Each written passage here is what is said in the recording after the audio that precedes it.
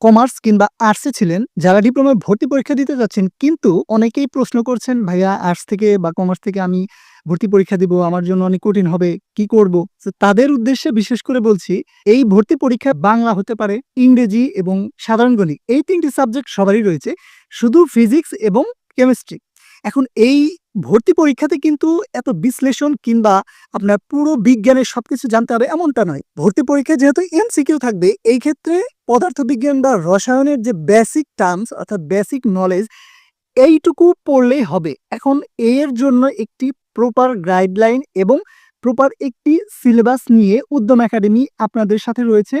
আপনাদের এই পলিটেকনিক ভর্তি পরীক্ষাকে সহজ থেকে সহজ করতে আমরা সুন্দরভাবে নোটস এবং বিশেষ করে যারা কমার্স এবং আর্টসে রয়েছে তাদের জন্য ফিজিক্স এবং কেমিস্ট্রি স্পেশাল একটি কোর্স লঞ্চ করতে যাচ্ছি। যারা আর্টস এবং কমার্সে রয়েছেন তাদের ভয় পাওয়ার কোনো কারণ নেই।